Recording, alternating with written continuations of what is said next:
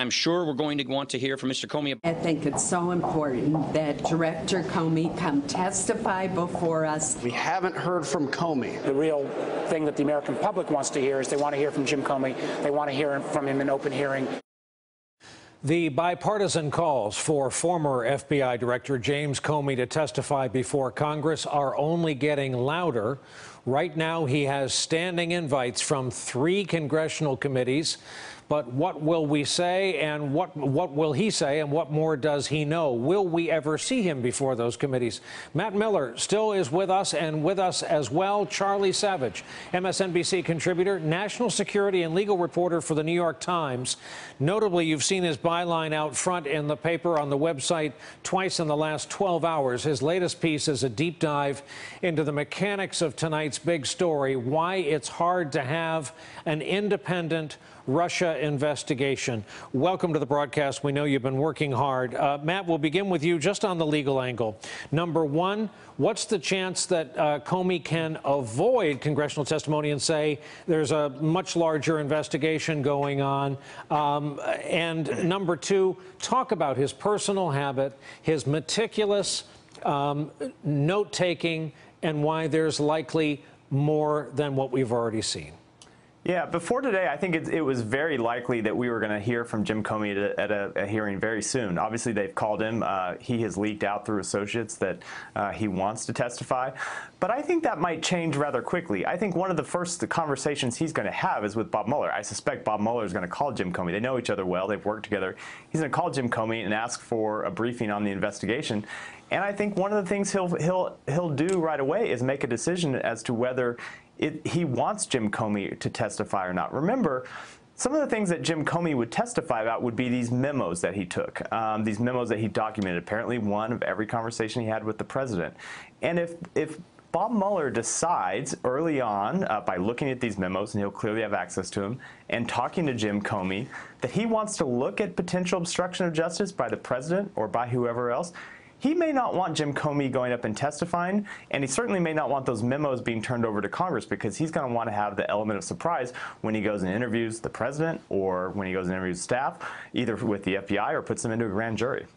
Charlie, as I mentioned, you've had a hand in 2 explainers in just, it feels like the last 12 hours. The first one was the definition of obstruction of justice, and does this fit? The second one, why a special counsel is going to be tough in this matter. Please free associate. They're called explainers because they're helpful to all those of us in the audience who read them. Can you answer both questions? Absolutely. Well, can I do it in a way that makes it all make sense? I'll try. Please. And you forgot a third one there about the mechanics of how impeachment would work if we ever get to that point, although it's awfully premature despite the chatter we're hearing about it. This investigation is hard because it's very awkward to try to get to a place where you have a sense of genuine independence when you're investigating the President of the United States. We used to have, after Watergate, an independent counsel, a special prosecutor law. You continue to hear members of Congress calling for that, which is rather wistful. Either they don't understand or they're in denial about the fact that Congress in 1999 let lapse the law that created a prosecutor who could not be fired by the president, a reform that was put in place after the Saturday Night Massacre of Watergate fame. We as a country now simply lack a criminal investigative mechanism that it does not ultimately subject to the president's direction and control. And so the appointment today of a special prosecutor, a special counsel, not a special prosecutor, not an independent counsel, but a special counsel, and especially this one, Bob Mueller, who seems to be a man who's very hard to intimidate or push around, should give us a measure of independence. But at the end of the day, if President Trump wants to direct him to be fired, he can do so.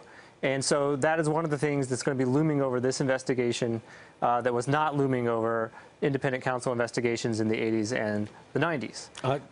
And of course, an investigation, a fact-finding investigation from Congress itself, or if they were to appoint a commission, would still be, in some senses, a partisan exercise, be made up of Republicans and Democrats or appointees of those parties.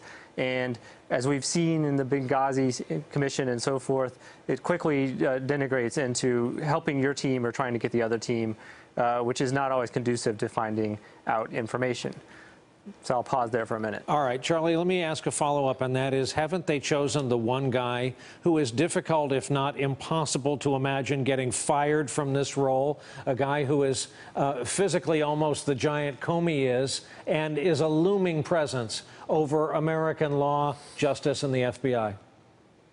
Well, you know, before the president fired Comey, I didn't expect that to happen either. We are sort of in uncharted territory here, and the sense of things that could happen in theory, but we don't think will happen because it would be strange, it would be a violation of norms and traditions and the way things are done and optics. That does not seem to be a particularly good guide to how things happen in 2017. And so I think that the fact that something is possible is something that we should not look away from as we embark on watching Bob Mueller try to make sense of this incredible mess. Hey, Matt, speaking of the incredible mess, am I correct that the congressional investigations, I thought it would all going to be put in a wheelbarrow and brought over to wherever Mueller rents office space. They're going to continue concurrently, so we're going to have that noise and stress and leakage and all of that? They're going to continue concurrently, but I think what you'll see is Bob Mueller try to deconflict the investigations to make sure that there is never, you know, that the Senate and the House investigations don't do anything that will possibly interfere with his ability to eventually bring criminal charges. And so I think as an early sign, if we see the Justice Department not turn over these memos that Jim Comey wrote and they do it at Mueller's request, it's probably because he thinks that's something, you know, potentially obstruction of justice is something he needs to look very strongly at. But I'll say at the end of the investigation, one of the things that I think can be particularly unsatisfying about a criminal investigation, at the end of this investigation, Bob Mueller will either bring charges or he won't bring charges. But what I don't think we should expect from him is a big public report. He'll write something private that will go to the Justice Department. They could release some version of it, but it won't be the kind of report you see from a committee or from an inspector general or from a commission. And that's why it actually is appropriate for these committees to proceed separately so they can have public testimony, they can reach conclusions outside of criminal law. If there aren't criminal violations, but there's still things that were deeply inappropriate, deeply in conflict with our values, they can expose them and write reports and let the American public decide on their own. Hey there, I'm Chris Hayes from MSNBC. Thanks for watching MSNBC on YouTube. If you want to keep up to date with the videos we're putting out, you can click subscribe just below me or click over on this list to see lots of other great videos.